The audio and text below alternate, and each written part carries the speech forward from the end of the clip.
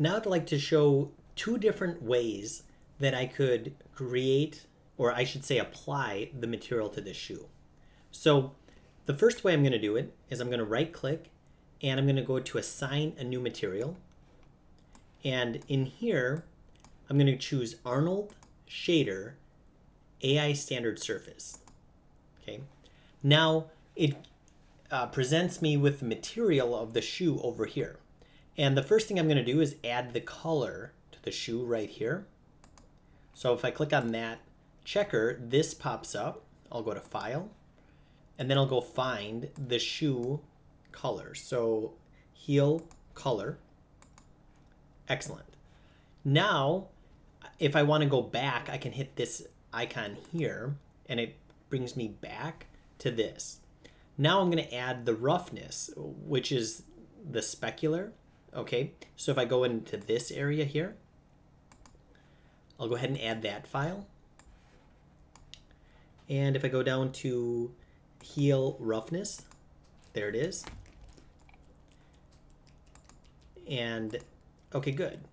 Sometimes I'm going to go to color balance and check alpha is luminance. Okay, good. Now I'm going to go back once more. And now I'm going to go down here to geometry and I'm going to add my bump mapping. So if I go here, I'm going to go File, and you can see that it kind of brings us to this intermediate area. It's going to say, what is this? Is this a bump map or a normal map?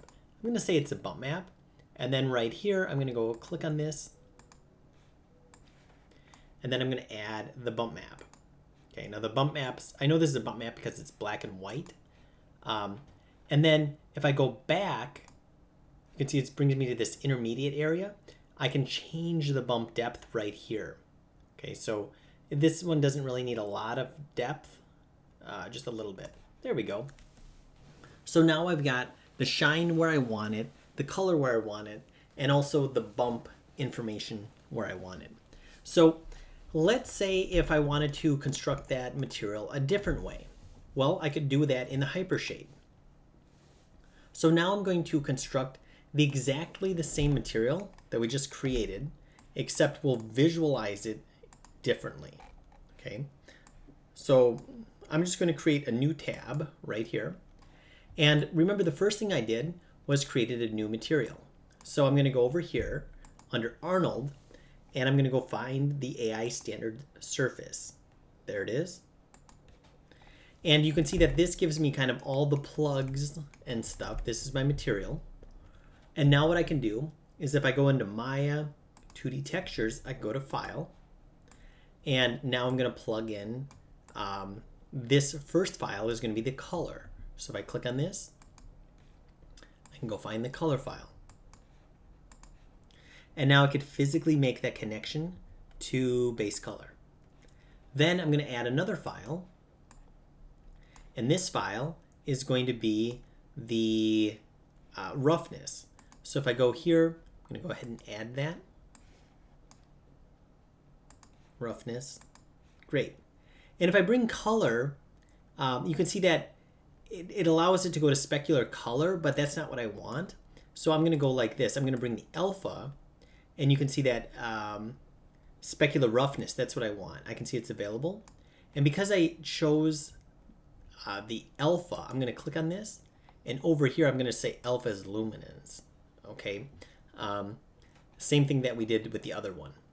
Now I'm going to go to the last one. I'm going to go to my file,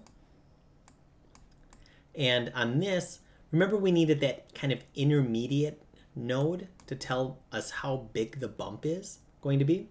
Well, if I could look through this, or if I go to Maya, if I knew that I'm looking for the 2D bump node, and if I knew that's what it was called, but let's say I just couldn't find it, what I could do is I could type it in here, and there it is. Okay, so that's kind of like a search bar. And now if I go here, now I could have this go from out alpha into the bump value, and then this go into the normal. There we go. And now I've got that connected. So if I click on this, you can see that I can change my bump depth. And this one, I could add my bump map on. Okay, great. So that's kind of constructing it using the Hypershade. And the Hypershade, once again, a visual representation instead of the kind of this linear stacked layer approach over here. It doesn't matter which way you create it. It's still going to be kind of simultaneously creating it both ways. So if I create it here, it's as if you're plugging them in here. And if you plug them in here, it's going to be creating this in the background. So I just wanted to kind of make you aware of that.